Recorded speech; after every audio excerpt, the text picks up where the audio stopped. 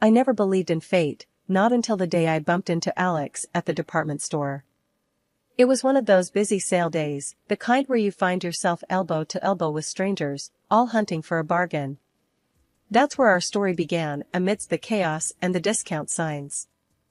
I'm Sarah, by the way, a librarian with a love for quiet spaces and the rustle of pages.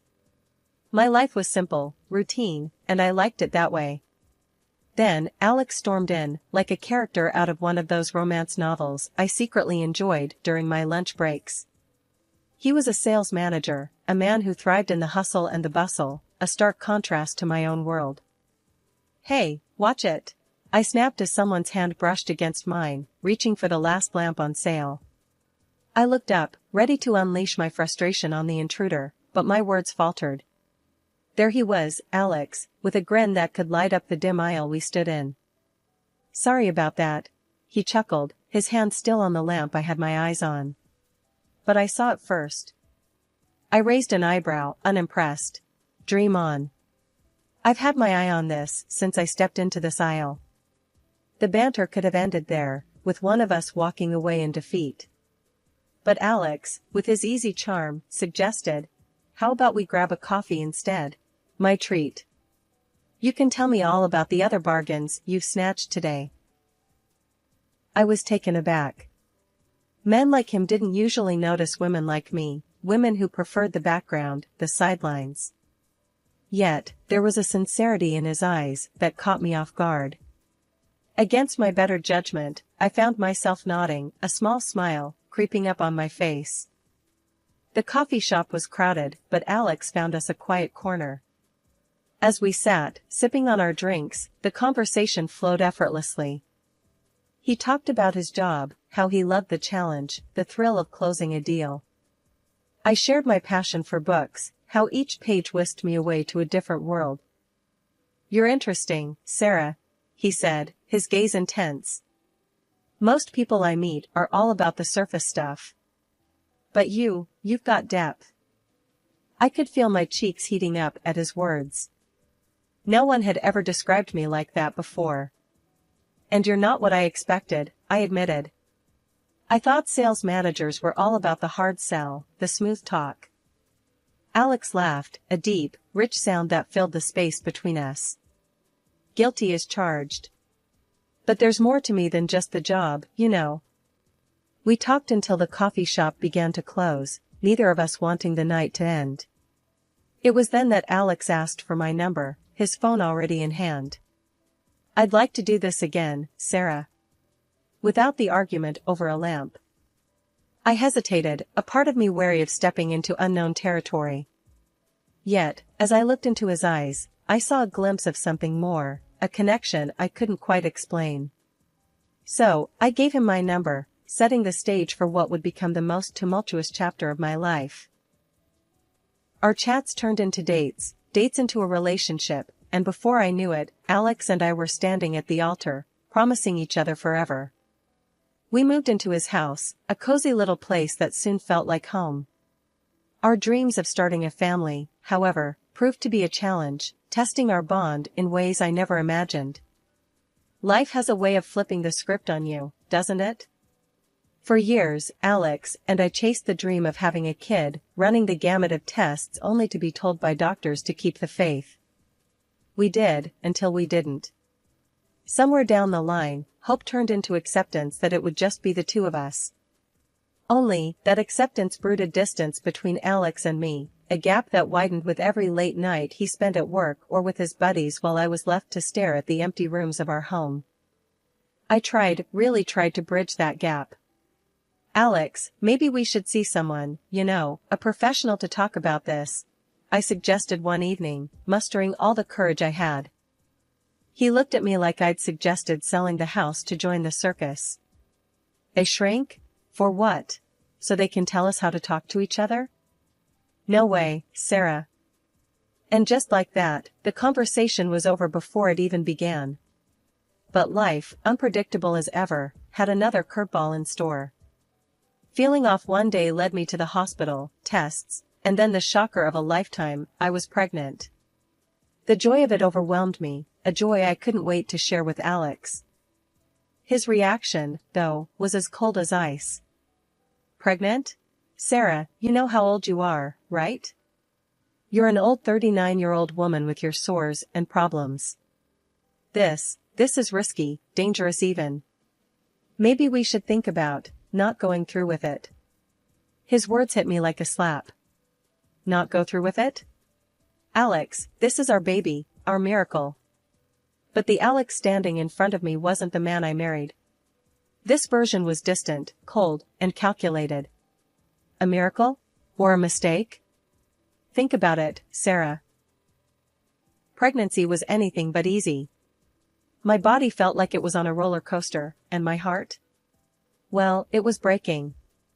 Alex's visits were few and far between, each one more awkward and strained than the last. Coming home from the hospital only meant returning to a house that felt less and less like a home. You're not even working, Sarah. I'm out here, busting my ass, and for what? So you can play house? Alex threw those words at me one night, his frustration boiling over. I bit back the hurt, the anger. Playing house? Is that what you think I'm doing? I'm carrying our child, Alex. Our child. But it was like talking to a wall. A wall that was packing its bags and moving farther away from me with each passing day. Our conversations dwindled to nothing, our interactions mere ghostly encounters. The man I once thought I'd grow old with had become a stranger, passing through the life of me and our soon-to-be child like a ship in the night. When I thought I'd faced the toughest battles, life proved me wrong. Giving birth to Daniel was both a miracle and a storm's beginning.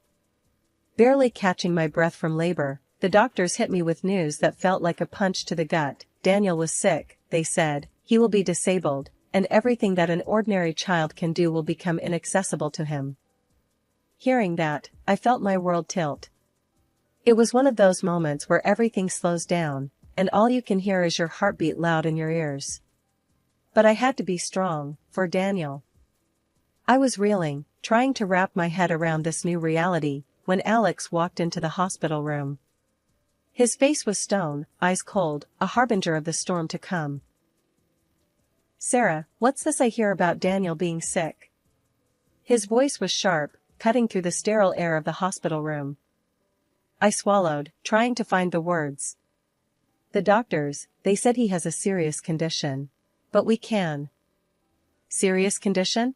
Alex interrupted, his voice rising. He is an invalid, a worthless person. And whose fault is that, huh? You had to push for this, didn't you? At your age. His words shocked me. A worthless person? Alex, how can you say that? We wanted him, we tried for him. Wanted? He laughed, a harsh, bitter sound. I wanted a healthy child, Sarah. Not a lifetime burden. Do you have any idea how much this is going to cost us?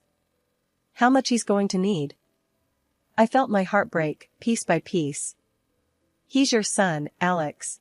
Our son. How can you talk like this? Alex paced, a caged animal looking for an escape. No, Sarah, I can't do this. I won't. I want a divorce. The word hung in the air, heavy and final. A divorce? I echoed, disbelief and pain mingling in my voice. Yes. And I want it clean and quick. I'll take the house, you take the kid, that's it. I was speechless, watching the man I thought I knew transform into a stranger. And what about Daniel? My voice was barely a whisper. I want nothing to do with him. You'll have to sign papers saying I gave up all rights. That's my condition. The absurdity of the situation hit me then. This was no longer the man I married, this was someone else entirely. I agreed, not because I wanted to, but because I knew Daniel and I were better off without him. Leaving the house we shared, the life we built, felt like tearing away a part of myself. But as I held Daniel close, I knew it was the start of something new, something ours. Then, the final blow came. Friends told me Alex had moved someone and almost immediately after I left, a young, pregnant woman. The pieces fell into place, the late nights, the detachment. He'd been living a double life, and now he was starting a new chapter, without a backward glance. Starting over was no walk in the park. With Daniel in my arms and my life in shambles, I found myself on the doorstep of a new beginning. The house we moved into was modest, nothing like the one I'd left behind, but it was ours, and that made it perfect. I was ready to devote my whole life to my special baby. But the day the doctor told me there had been a mistake with Daniel's diagnosis was the day my world shifted on its axis. For years, I'd braced for a life of challenges, of endless doctor visits and sleepless nights. Then, suddenly, we were handed a clean slate. "I'm terribly sorry for the error. Your son is perfectly healthy," he'd said, looking both relieved and embarrassed. I could have been angry, but all I felt was an overwhelming rush of gratitude. Daniel was going to be okay. We were going to be okay. I threw myself into motherhood with a vigor I didn't know I had. Those early years were a blur of milestones, of first words, first steps, and countless firsts that filled our days with joy and our hearts with love.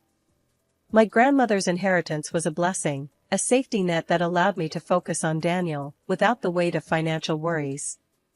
When the time came, selling her house felt like closing one chapter and opening another, right here in our new home, where every corner whispered of new beginnings. Returning to work wasn't just a financial decision, it was about reclaiming a piece of myself that had been on pause. The library, with its familiar smell of books and the quiet hum of day-to-day business, welcomed me back like an old friend. "Back to the grind, huh?" Jake, my colleague, had said with a grin on my first day back.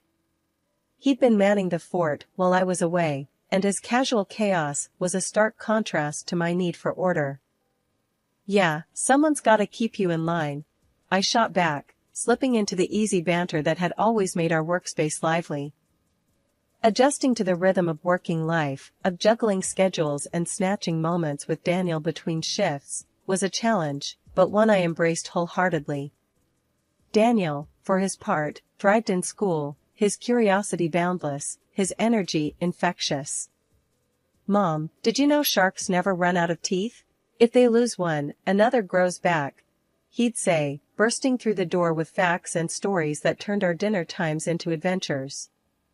Our life, once shadowed by fear and uncertainty, was now lit by the steady glow of routine and the unexpected joys of daily discoveries. The library, once a quiet sanctuary, became a place of lively learning, not just for me, but for Daniel too, who saw it as a treasure trove of knowledge.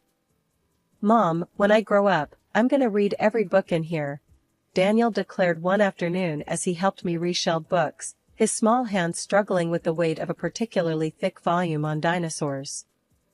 I laughed, ruffling his hair. "That's quite the goal, champ. But if anyone can do it, it's you."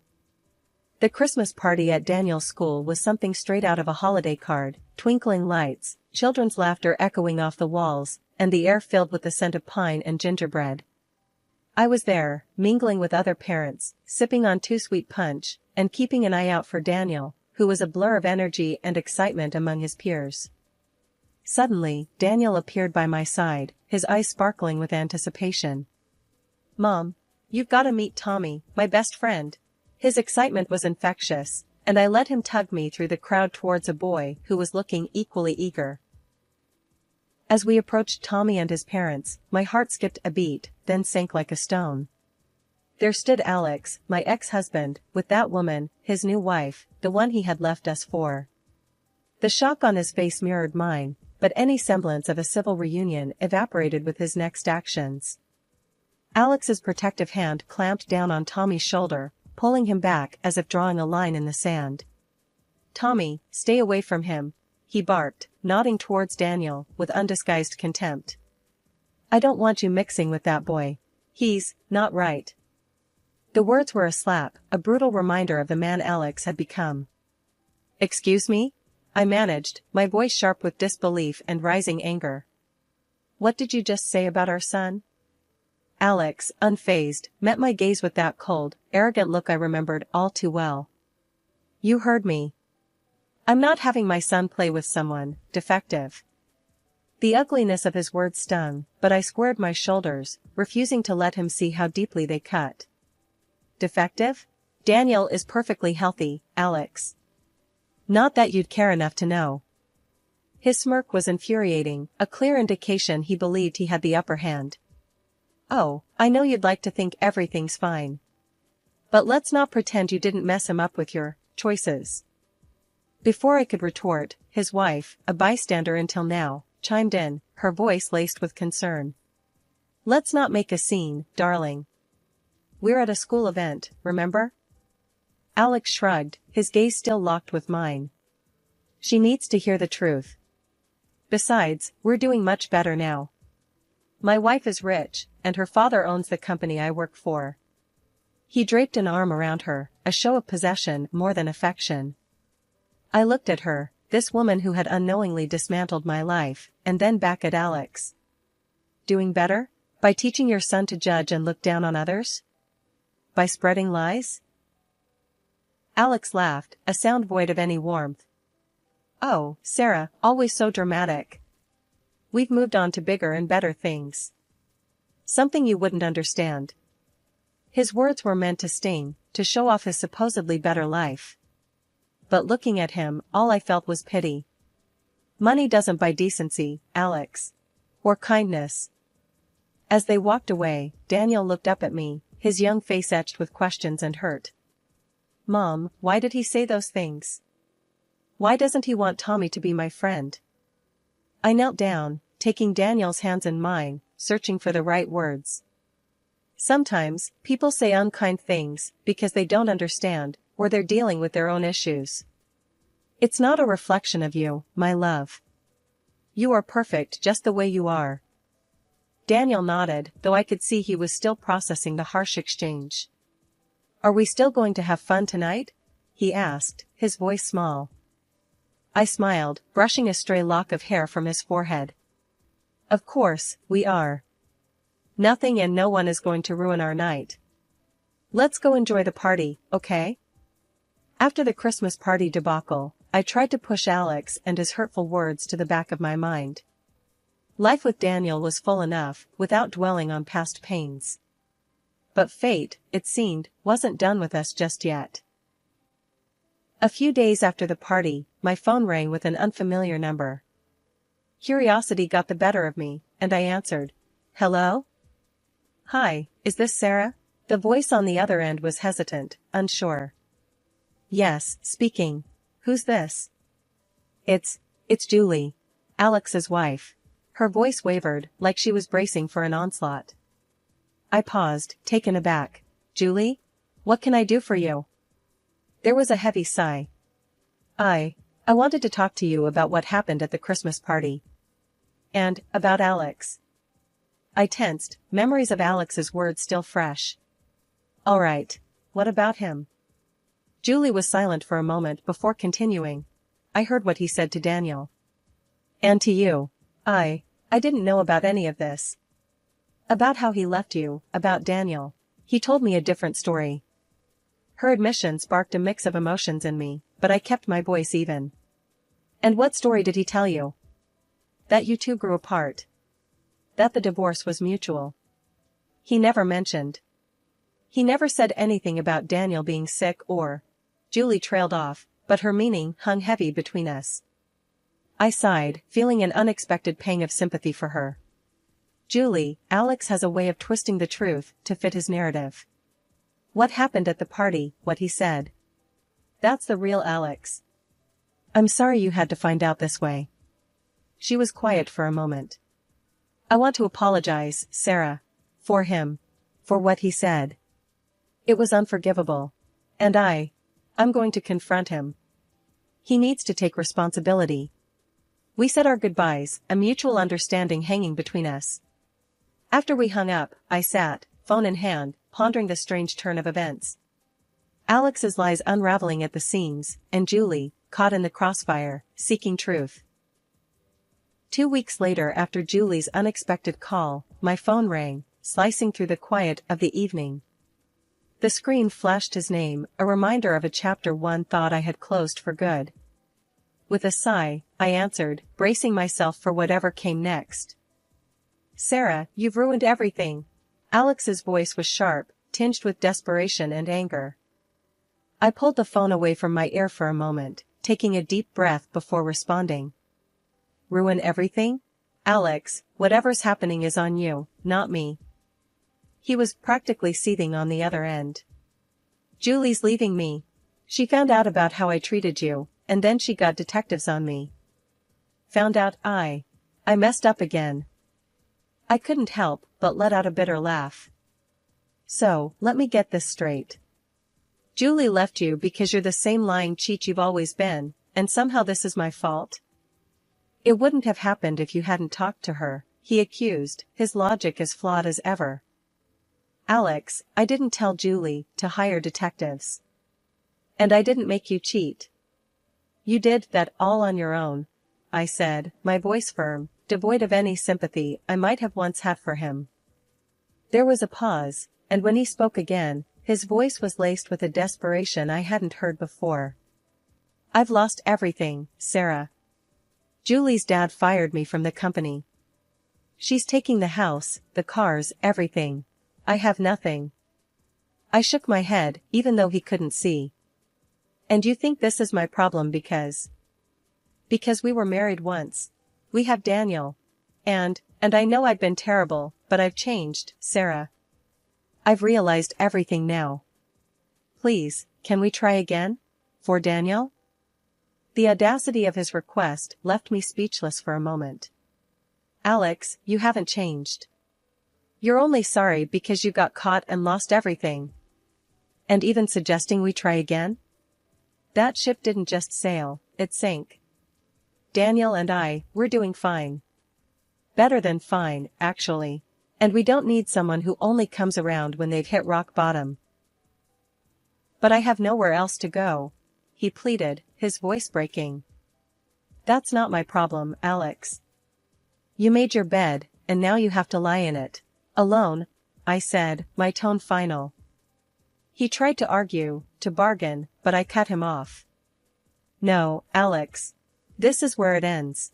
You need to figure out your own life, without dragging us down with you. Goodbye. I hung up before he could say another word, the finality of the gesture making my heart race. It was done. I turned off my phone, not wanting any more disruptions for the evening. A couple of months after the whole debacle with Alex, I got a call out of the blue from Julie, his now ex-wife. She wanted to meet up, kids in tow, for a coffee chat.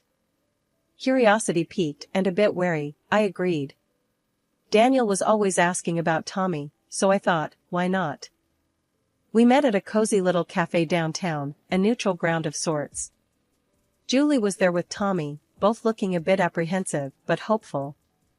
Daniel lit up at the sight of his half-brother, and within minutes, the kids were chattering away like old times, the awkwardness melting away under their shared excitement.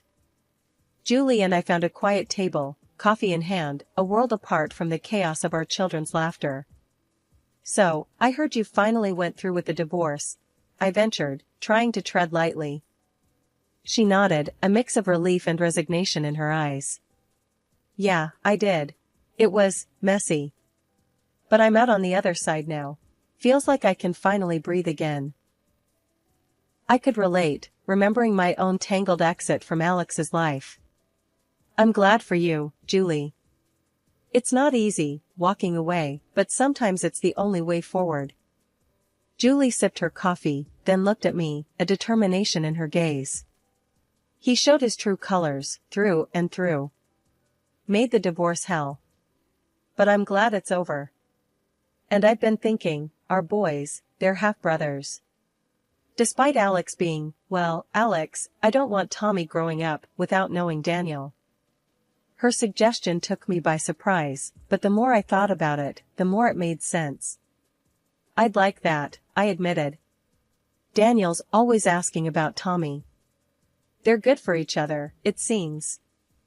Watching our sons play, I couldn't help but marvel at how life had turned out. A few years ago, I never would have imagined sitting here, chatting with you, watching our kids play together, I said, a smile tugging at my lips. Julie chuckled, a sound of genuine amusement. Life's funny that way, isn't it?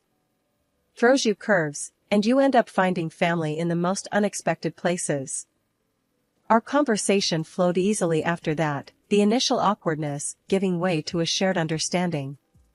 We talked about the kids, about moving forward, about building a life after Alex. It was cathartic, in a way I hadn't anticipated. Driving home, Daniel buzzing with stories about his afternoon with Tommy, I realized that this was what moving forward looked like. It wasn't just about leaving the past behind, it was about building something new, something better, from the pieces.